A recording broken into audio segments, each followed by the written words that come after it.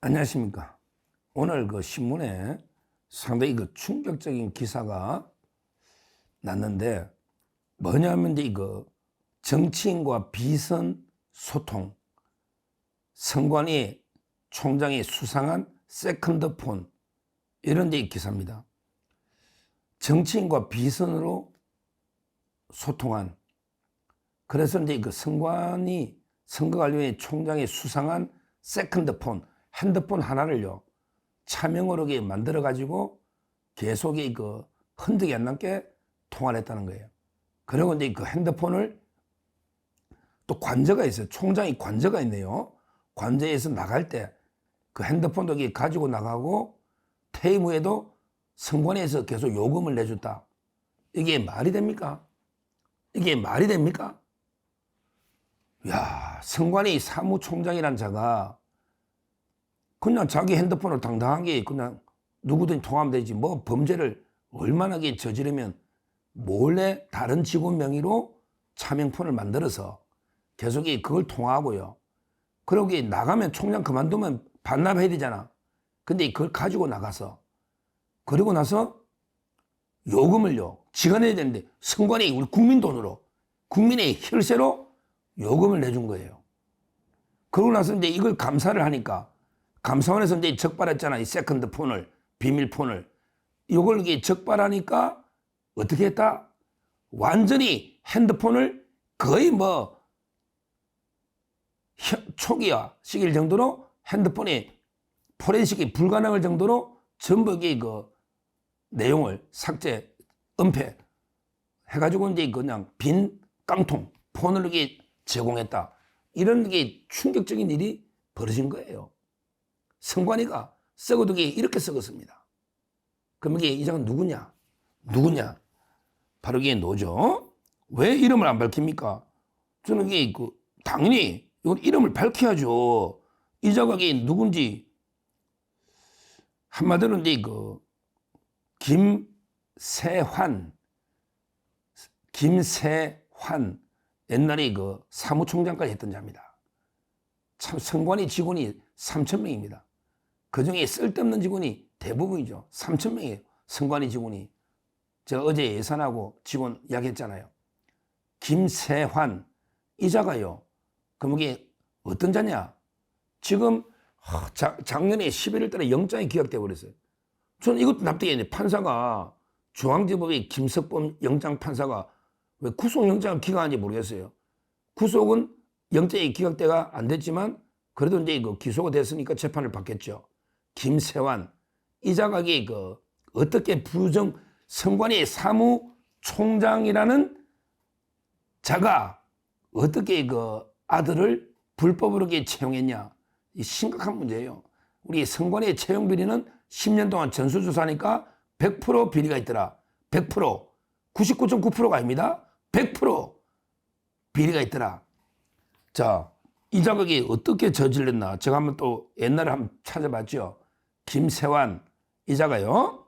사무총장인데 자기 아들을 불법 채용할 때는 그때는 선관위 사무총장이 아니고 그 바로 밑에 사무총장 밑에 그러니까 차장이겠죠. 사무차장. 그래 승진하면 사무총장 여기 되니까 채용 당시 사무차장 그때는 2인자 차관급이에요. 차관급.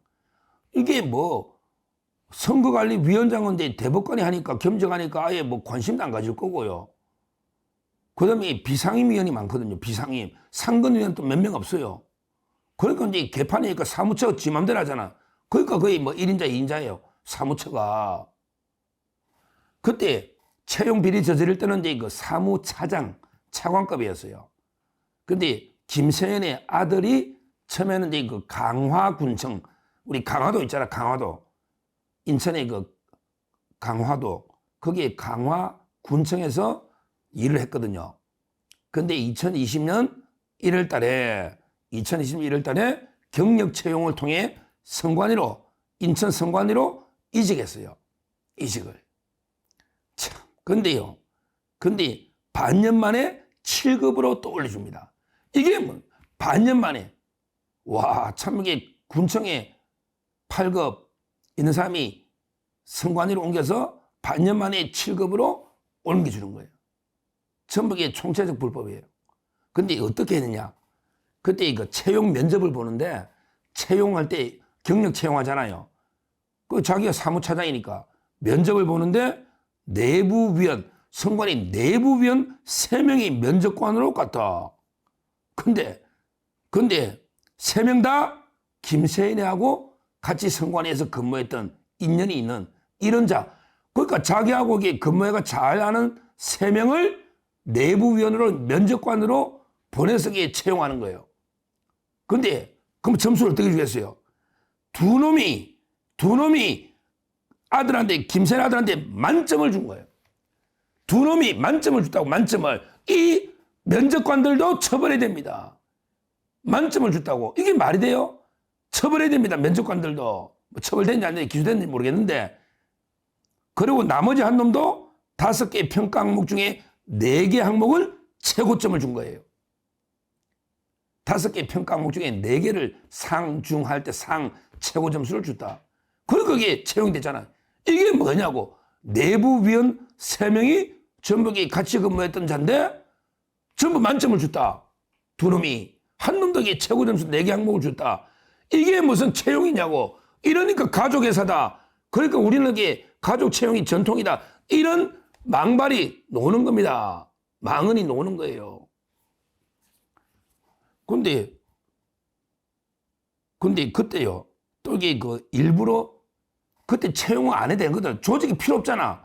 채용 안 해도 되는데 굳이 인천 선관위 선발 인원을 늘려버렸다. 야, 참 이게 해도 너무한 거 아닙니까? 필요 없는 직원을 인원을 늘려가지고 아들을 채용했단 말입니다.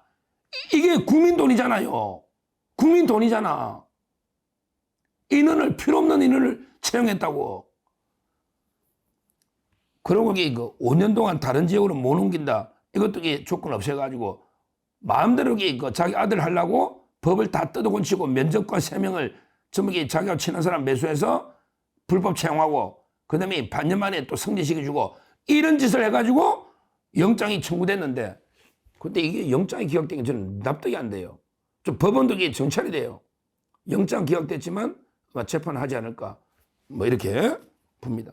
하여튼 이자가 김세현이다. 사무총장. 그런데 이자가 아까도 말했지만 아니 선관위 사무총장이면 투명하게 그냥 일하면 되지. 왜 비밀폰이 필요합니까? 공작하듯이. 매일 부정선거나 획책하고 정치인들하고 내통해서 하니까 이게 필요하지. 범죄 안 저지르면 왜 필요하냐고. 왜 필요하냐고. 이건 명백한 게 범죄 아닙니까? 직원 명의로 세컨드 몰래 비밀폰을 만들어서 또 그 통화 요금에게 내줄 거고. 근데 문제는 나갈 때 왜 가져가느냐고. 자기는 이삿짐 옮기는데 실수로 끌 따라왔대. 야, 이게 말이 되냐? 이삿짐 옮기는데 실수로 핸드폰이 따라왔다. 국민을 대지를 하냐? 감사원이 웃음냐? 무슨 몰래 따라와. 네가 짐 이사갈 때 하나하나 다 지져가고 핸드폰 제일 먼저 챙겨갔지. 그리고 계속 썼잖아. 계속 쓰고 요금은 계속 선관위 돈을 내고. 이게 명백한 이건 횡령 아닙니까? 국민의 혈세를 핸드폰 요금 냈다면. 그리고 그게 들통나니까 왜 모든 걸 자료를 다 복구가 안 될 정도로 다 지우고 은폐해서 빈깡통폰을 내놨다는 거 아닙니까? 포렌식이 안 될 정도로. 이게 선관위입니다.